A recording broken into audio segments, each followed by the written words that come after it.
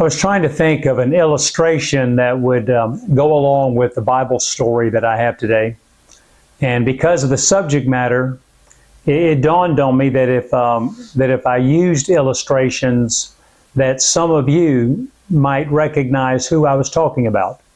And so I've decided that I'll just use maybe an overview illustration to start. I was thinking about the last commandment is about coveting. Thou shalt not covet.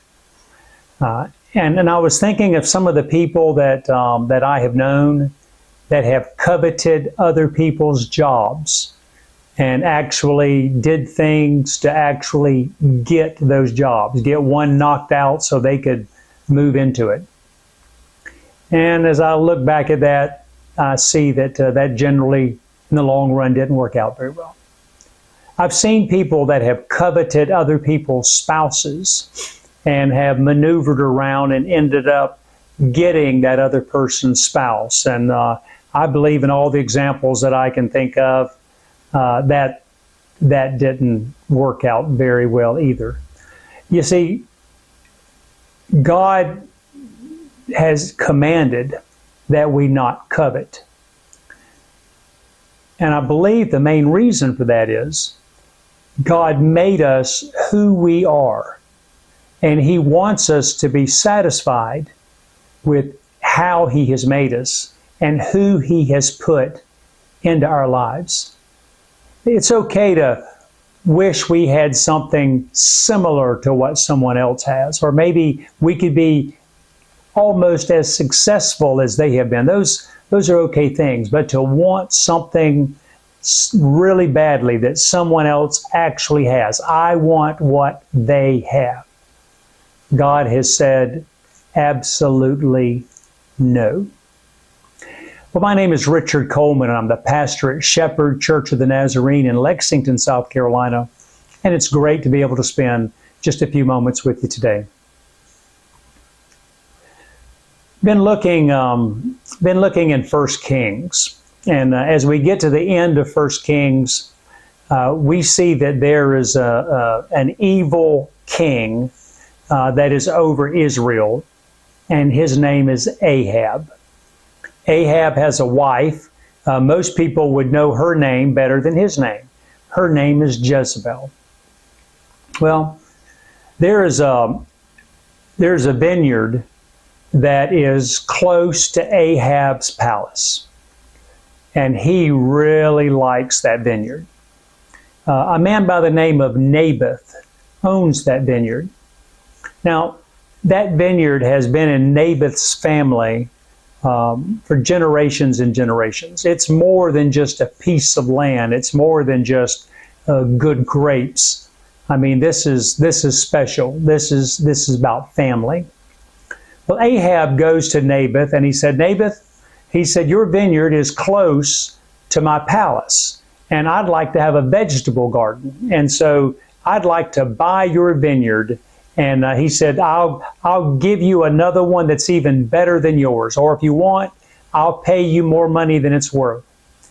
And Naboth says, no, there's no price. He said, this is family land, and this is important to me. He said, no, I'm not going to sell my vineyard.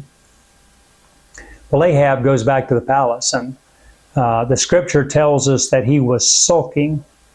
And Jezebel comes in there and said, what in the world are you in such a bad mood for? You're the king. You ought not be in a bad mood. And he says, well, I went to Naboth and I tried to buy his vineyard and he wouldn't sell it. And I'm upset.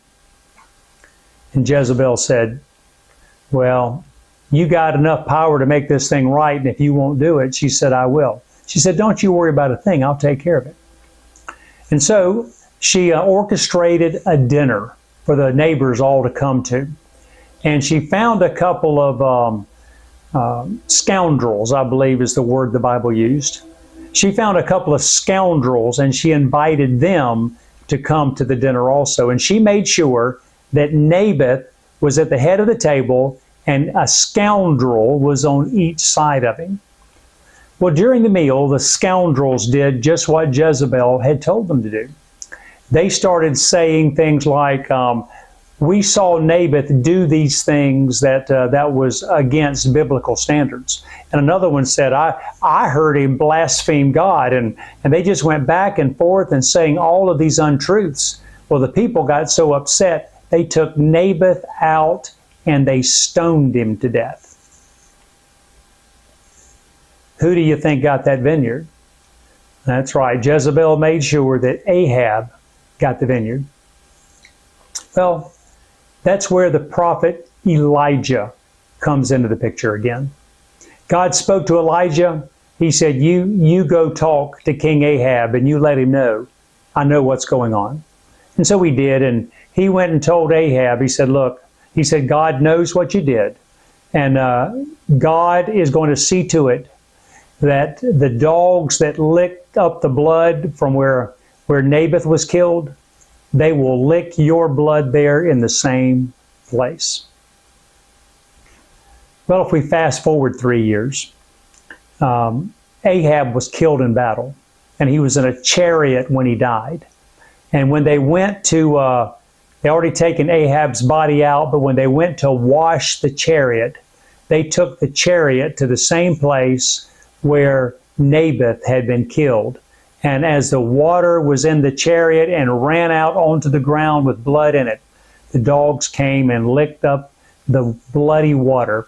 And so God's promise, Elijah's prophecy, came true. I know that could just sound like a terrible thing to try to talk about, but the main point that I think that we ought to know is God sees everything. There's nothing that we do that's hidden from God. And also that God is true to His Word. I would imagine Ahab, after a year or so thought, yeah, he was just blowing smoke and nothing's ever going to come of that and so forth and so on. But it's all in God's timing. God keeps His promises. And we look very positively at the ones that He keeps that are positive promises about how He'll watch over us and help us and keep us and love us. And all of those are wonderful promises that He keeps. But there's also the other promises that if we don't do our part in living for God, then there is a price to pay for that.